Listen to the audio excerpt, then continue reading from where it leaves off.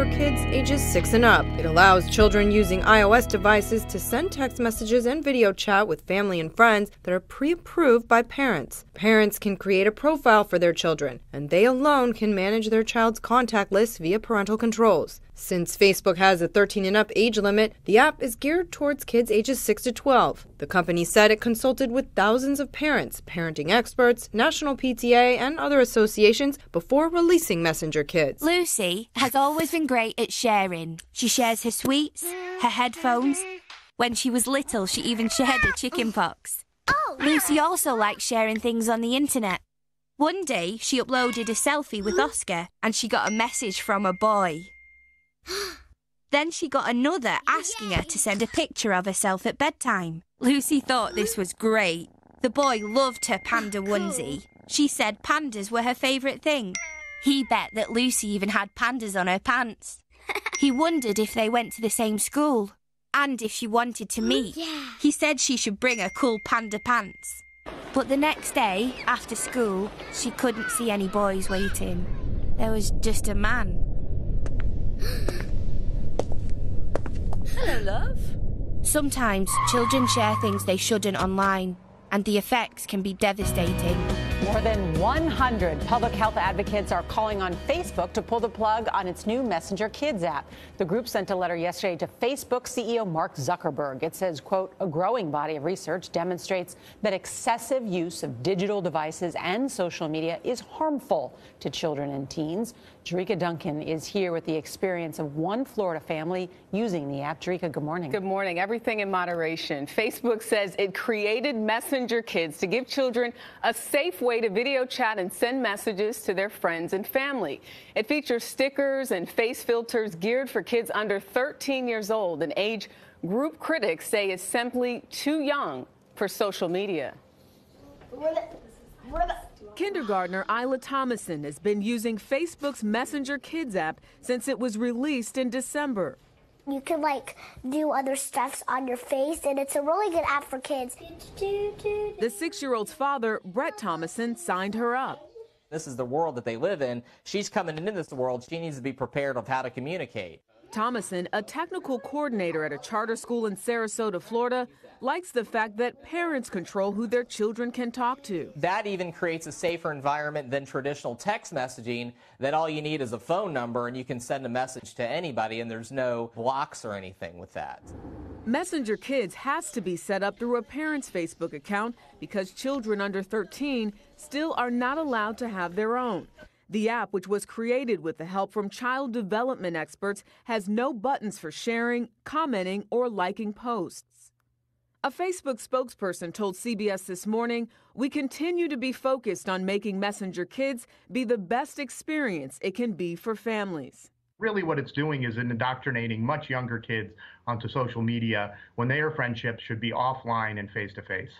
Josh Golan, executive director of the Campaign for a Commercial-Free Childhood, says elementary school students should not be exposed to the harmful effects of social media. He cites studies linking it to increases in depression, suicide rates, and body image issues. We wrote this letter because Facebook is the world's largest social media company, and by them going after young children and trying to get them on social media, it's going to be a game changer. What responsibility do the parents bear?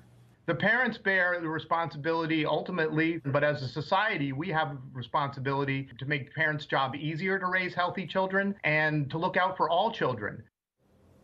Josh Golan feels so strongly about keeping children off social media that he took the Wait Until 8th pledge, which encourages parents not to give their kids smartphones until the 8th grade. Golan told us he'll probably make his 9-year-old daughter wait even longer than that. Apple CEO Tim Cook speaking out at Harlow College in the UK last week, warning about the overuse of technology and social media, saying, quote, I don't have a kid, but I have a nephew that I put some boundaries on. There are some things I won't allow. I don't want them on a social network, end quote.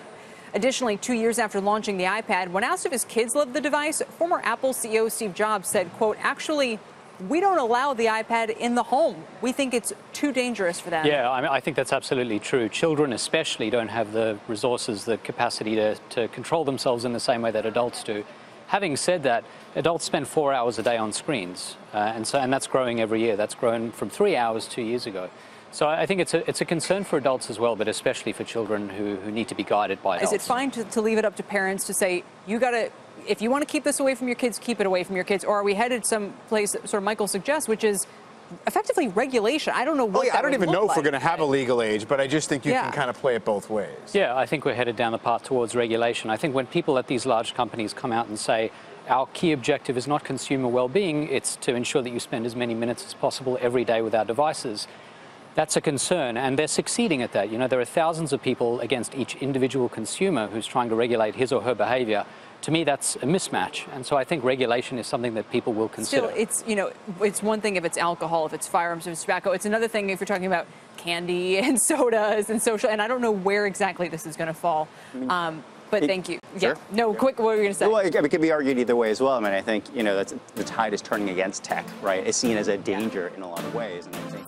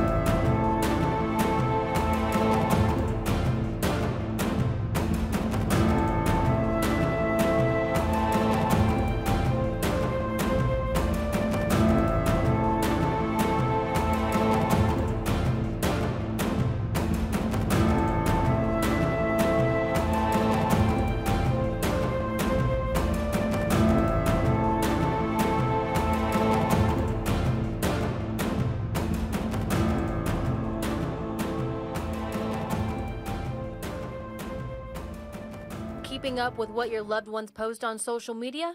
They can show their true colors, so to speak. Start trying a little harder. If they don't want to be found, they don't have to be found. Teens, cheaters, people with secrets to hide are using fake Instagram accounts known as Finstas to post privately and to select an audience. The girl I spoke with asked to keep her identity like her Finsta, private. You can post on there and only people see it who you want to see it. And it only takes seconds to create one, leaving no trace of the real identity. So to make a Finsta, just the same thing as making an Instagram account. You wouldn't really use your real email, and then you make a name up that's completely not yours. Bogus picture and all. Reasons for hiding behind a fake account vary. Anybody who's looking for their social media to be completely clean. As you get older, you really understand what you can and can't post on your social media. With that comes drinking and relationships and problems with your parents or problems in your relationship that you want to vent somehow. While creating a Finsta can be done in seconds, finding one, not so much. Your standard parent that trusts their kid, they're probably not going to find it.